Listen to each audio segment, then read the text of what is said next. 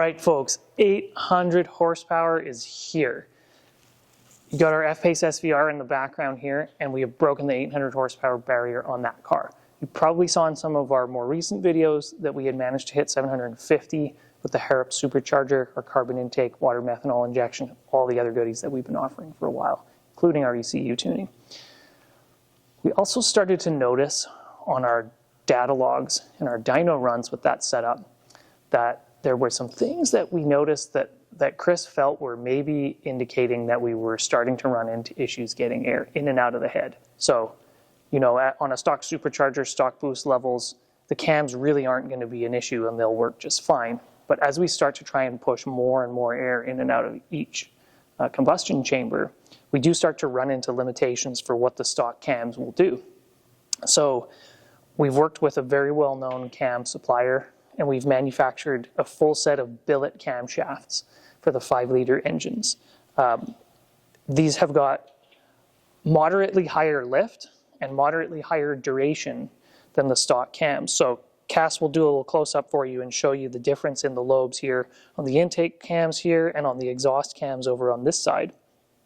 But basically, the ramp angle and the total lift and the duration here is going to have allowed the valves to open earlier, to stay open for longer, and to lift higher.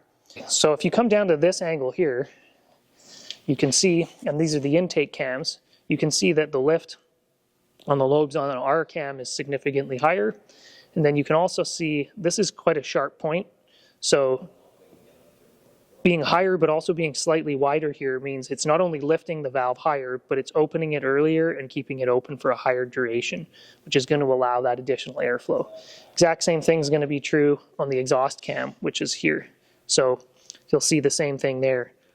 Higher lift, and then the ramp angle is a little less severe.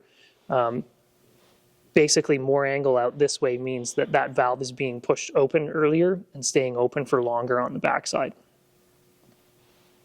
And so one of the other key differences that you'll notice between the stock cams and our cams is, if you look here, these cams appear to be cast. There may be forging, but this material is very different. These cams here are made from a single piece of billet, which is machined into this shape. So it's a more expensive way to make it, but it's definitely much stronger, which is something that we're always going to take into consideration when we're designing a performance part. Now, if you just threw those onto a stock vehicle, you know, we didn't even test that, to be honest with you, because it will probably lose power. It's possible that it would maybe make the same amount of power, but the benefit isn't there. And this is something we talk about a lot when we're talking about tuning, and people will ask the question, like, if you make this modification, how much power will it make? The answer to that question is always that it depends on all the other things that you've done and what state of tune that you're in already. So in this case, this is kind of the last piece of the puzzle. This isn't something that we would recommend for somebody with a relatively stock vehicle. This is getting into the realm of, I want to make a whole bunch of power, and we've run into some limitations. So the great news is we were able to put down 670 horsepower at the wheels on the F-PACE SVR. Takes us just a little hair over 800 horsepower, and we saw significant gains from them.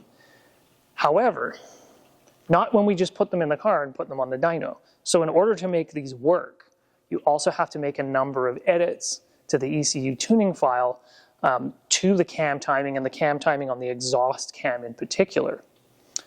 Because those edits were required, we also were curious about whether making those edits would compare favorably or negatively on a car that didn't have cams installed on it. So we actually went and put another vehicle onto the dyno that didn't have any of those modifications made, and made the same edits to the tuning software just for confirmation. Did absolutely nothing. So like with the 2300, like with some of the other modifications that we've made, these things don't just work on their own. They do require very detailed and well-researched software changes to support them and to allow the vehicle to make more power. So the last piece of the puzzle is we wanted to demonstrate what these do in the real world.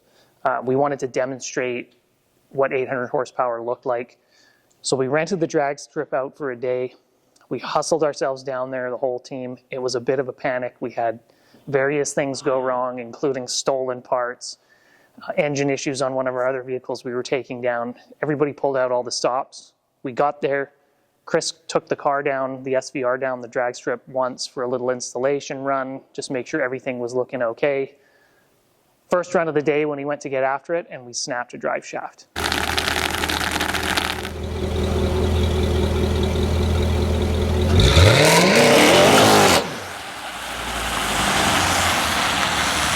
It's over here. We'll go grab it and you can have a look at it. There you go. Snapped it clean in half. I don't even think the car made it 60 feet.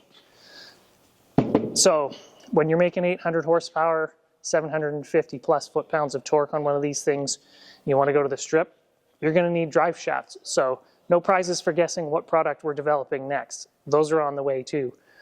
But the great news is it's proven to be very reliable on the road. Car drives like a kitty cat.